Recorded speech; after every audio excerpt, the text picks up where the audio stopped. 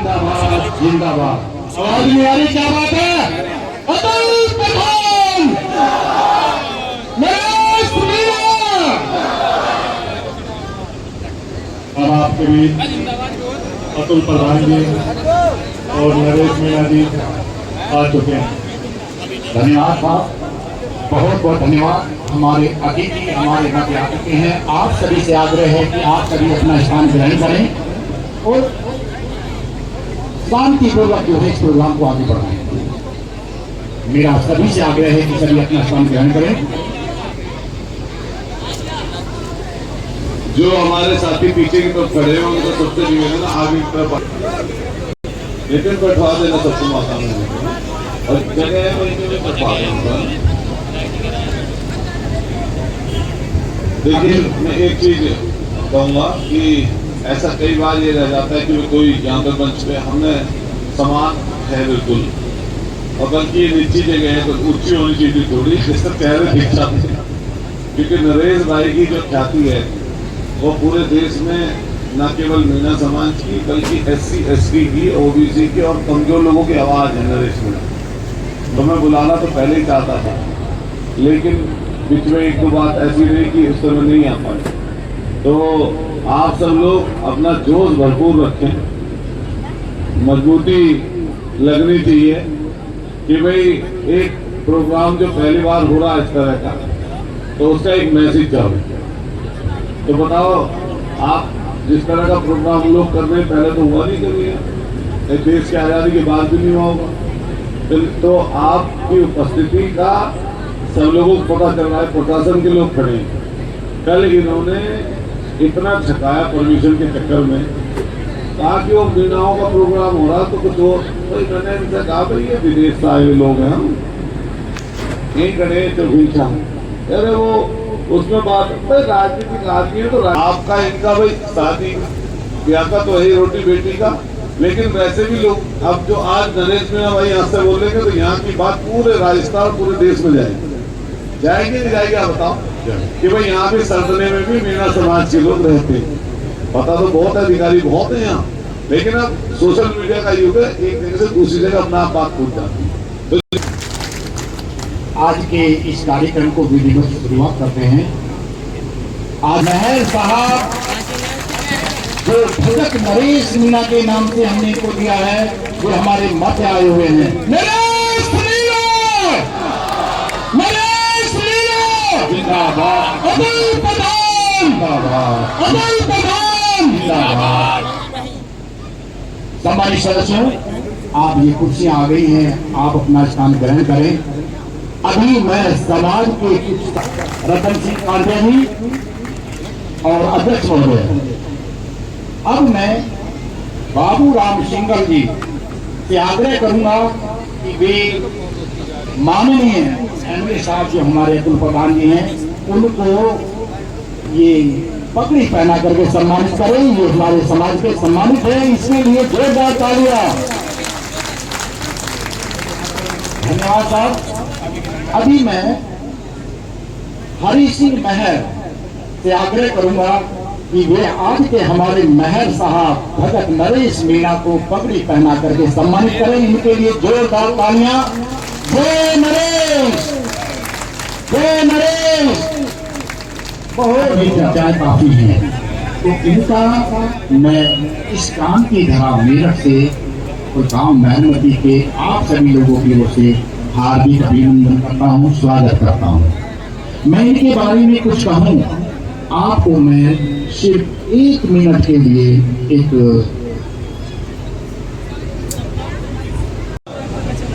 मेहर तो मेहरमती मीणा क्या बताओ, उसी भूत के नाम से उसी पे बसी है साहब, उसी के नाम से जहाँ तक देखो बात में बस गई महर।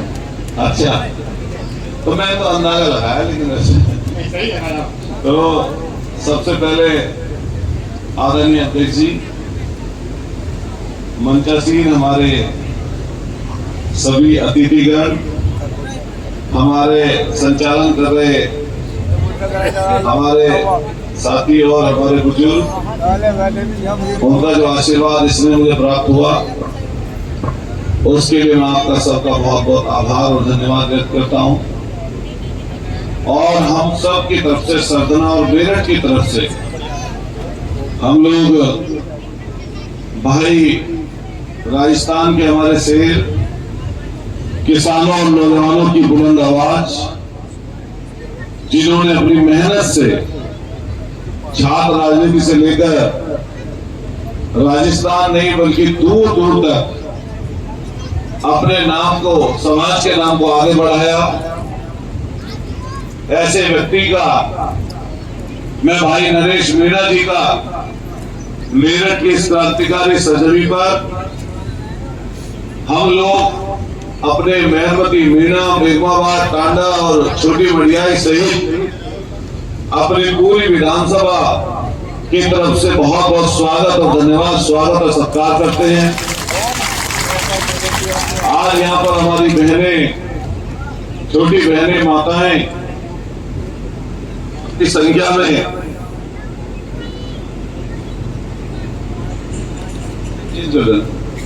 जो बच्चियां फर्स्ट डिवीजन से ऊपर पाई हैं तो कुछ को साइकिल भी वितरित हम लोग करेंगे। भाई नरेश मीणा जी और जो लोग समाज की सरकारी यहाँ पर बैठी है, मैं अपने मेहरमती मीना के सभी जाति वर्ग के जो यहाँ पर साथी उपस्थित हैं, आसपास के गांव के भी जो लोग हैं, हम उनका भी सबका बहुत बहुत स्वागत करते, धन्यवाद देना चाहते हैं।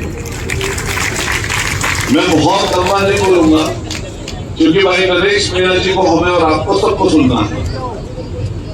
मैं और भाई नरेश मीणा जी पिछले कई साल से एक दूसरे के नजदीक रहे हैं। जब विचार एक जैसे होते हैं तो नजदीकियां बढ़ती हैं, और जब विचार अलग अलग हो जाते हैं तो दूरियां हो जाती हैं।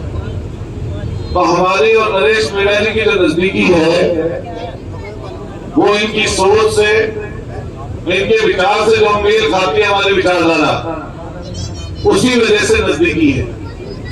नहीं तो ये तो कई सौ किलोमीटर दूर के हमारे से रहने वाले हैं और हम इनसे कई सौ किलोमीटर दूर के रहने वाले हैं। लेकिन जब जब भी ऐसा लगा कि भाई नरेश मीणा जी को हमारी आवश्यकता है, तो मैंने कोशिश की कि भाई नरेश मीणा जी के साथ कंधे से कंधा मिलाकर अतुल प्रधान राजस्थान में भी खड़ा हो। और मैं हमेशा दूर तक यात्रा करते हुए वहां तक पहुंचा।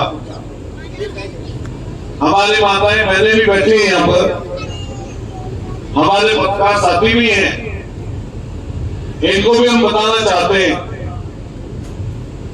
कि जो तीन चुनाव नरेश मीणा जी ने लड़े हैं राजस्थान में, वो अपने बल पर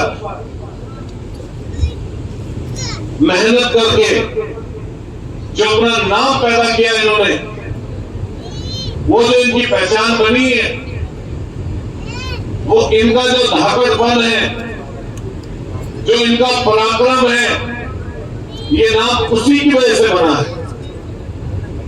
मैंने वहां पर देखा कि पूरी की पूरी पार्टियां लग गई, मुख्यमंत्री और पूर्व मुख्यमंत्री और केंद्र के सारे बड़े नेता लग गए कि किसी भी सूरत में नरेश मीणा न जीता।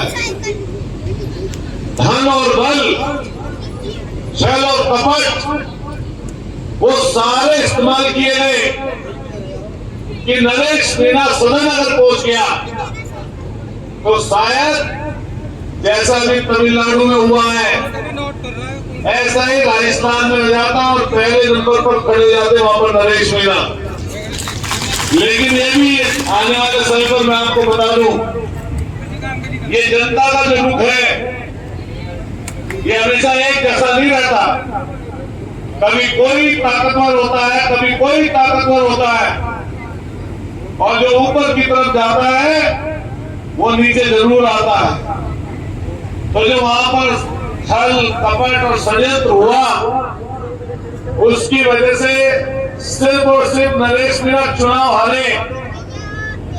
लेकिन वहां पर लाखों करोड़ों लोगों की दिल की धड़कन बढ़ के उभरे, और आज यहाँ पर जो मीरा समाज के संभ्रांत पढ़े लिखे विद्वान लोग यहाँ पर उपस्थित हैं। आप में से कई लोगों ने सिर्फ मोबाइल पर टीवी पर देखा होगा, लेकिन आज वो साक्षात आपके सामने है। मैंने भी 3-4 दिन पहले ही निवेदन उनसे किया। इससे पहले भी एक बार मन था तो ये सहारनपुर गए हुए थे, वहां से निकल के वापस आ रहे थे। मैंने क्या आप होते चले जाइए हमारे गांव की तरफ, लेकिन ये लेट हो गए तो फिर हमने कहा कि विधिवत रूप से प्रोग्राम करके आपको बुलाएंगे। और आज आप सब की बदौलत, आप सब बड़े बुजुर्गों की बदौलत, आपके आशीर्वाद से भाई नरेश मीणा जिन्होंने प्रण ले रखा है कि जब तक ऐसी शक्तियों को जो किसान, नौजवान और गरीब के विरोध में है उनको निस्तनाबूद नहीं कर दूंगा राजस्थान से, तब तक मैं नंगे पैर रहूंगा। अभी जब चल के आए तो धूप पड़ रही है, सड़क तप रही है, उसके बावजूद गांव के उधर के किनारे पे उतरे और पैदल चलते हुए हमारे बीच तक आए। ये काम ये लगातार राजस्थान के क्षेत्र में घूमकर करते हैं। लेकिन मैं एक चीज और आपसे कहूंगा कि दोस्तों, साथियों, यहाँ पर जितने लोग हैं नौकरी पेशा तो है ही, लेकिन इसके साथ साथ किसान और मजदूर परिवारों के भी लोग हैं। और इसलिए हमें समझना पड़ेगा कि सही क्या है और गलत क्या है। पूरी की पूरी सरकार विकास के नाम पर काम नहीं कर रही, विकास का काम नहीं कर रही ज्यादा। उनकी पूरी सोच, उनका पूरा विचार ये है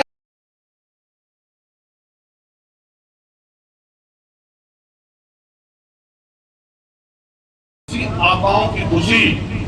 हाई कोर्ट ने उत्तर प्रदेश पुलिस की कार्यशैली पर कल टिप्पणी की।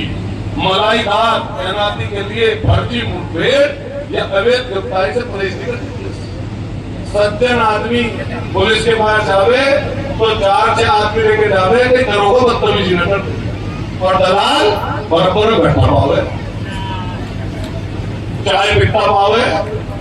जो इनकी वो कर रहा हो, वो परिक्रमा वहां की, तो वो इनके बराबर में।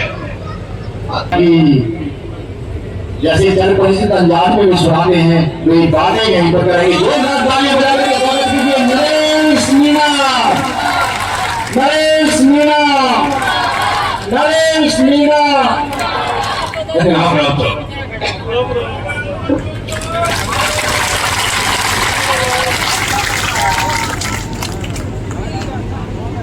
उत्तर प्रदेश के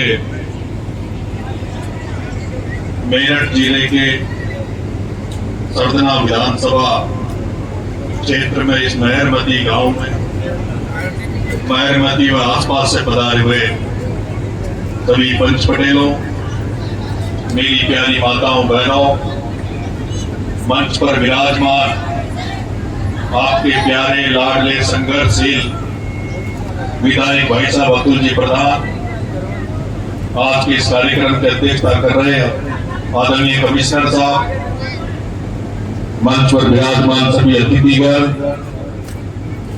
आप सबको आपके बेटे का चरण स्पर्श आपको मेरा राम।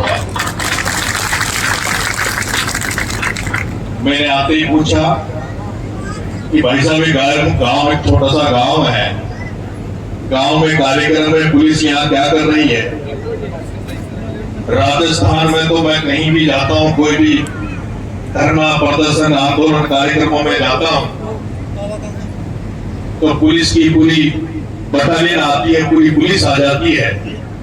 लेकिन राजस्थान में तो इस तरह से इस छोटे से जीवन में जनता के हितों में काम करते हुए मेरे पे 42 मुकदमे अब तक दर्ज हुए, 42 मुकदमे दर्ज हुए, 14 बार अब तक जेल चला गया।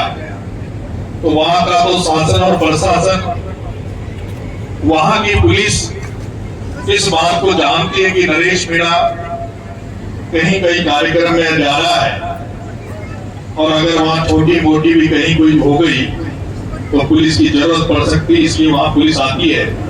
लेकिन मुझे नहीं पता था कि आज उत्तर प्रदेश में योगी के राज में सरधा के गांव में, जहां समाज का गांव है, समाज के लोगों से मिलने जुलने जा रहा हूँ, रामाशामी करने जा रहा हूँ, और वहां भी पुलिस की खाकी वर्दी आ जाएगी। तो ये बड़े दुर्भाग्य की बात है कि सरधा में भी पुलिस साथ साथ आई।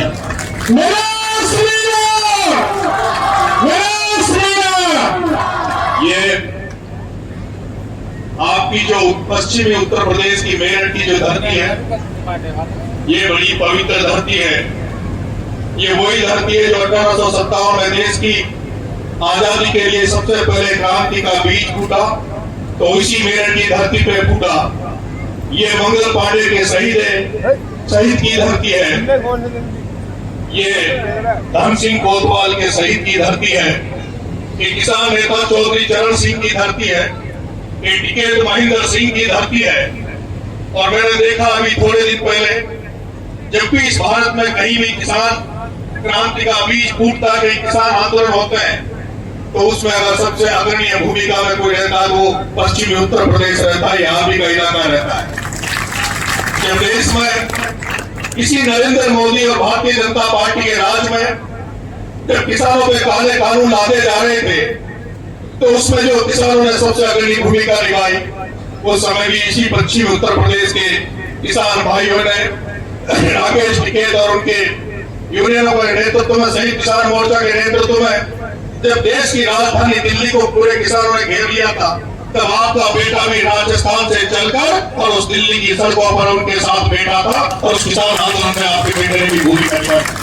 जब वो किसान आंदोलन चल रहा था, उस समय भी यही आपका बेटा राजस्थान में नरेश मीणा था, क्योंकि राजस्थान में किसान आंदोलन, किसान राजनेता कम हुए हैं। जिस तरह से किसान नेता यहाँ और किसान राजनीति यहाँ पैदा हुई, उसी की को पढ़कर, उसी को सीखकर जब यहाँ किसान आंदोलन जब दिल्ली में चल रहा था, तो सबसे पहले अलवर की धरती, जहाँ एक झाला तारा मीणा समाज का गांव था, और राजस्थान में अगर किसान आंदोलन की पहली कोई जनसभा हुई तो मीणा समाज का गांव अलवर का झाला तारा था, जहाँ हमने राकेश टिकैत को ले जाकर सभा कराई। उसके बाद आपने नोटिस किया होगा, अगर राजस्थान की राजधानी जयपुर में किसानों के लिए किसी ने ट्रैक जाम किया, तो देश में जो किसान आंदोलन चल रहा था, पूरे देश में किसानों के संयुक्त मोर्चा ने आह्वान किया था कि पूरे देश में रेलवे ट्रैक जाम किए जाएंगे, किसानों के हितों में रेलवे ट्रैक बंद किए जाएंगे।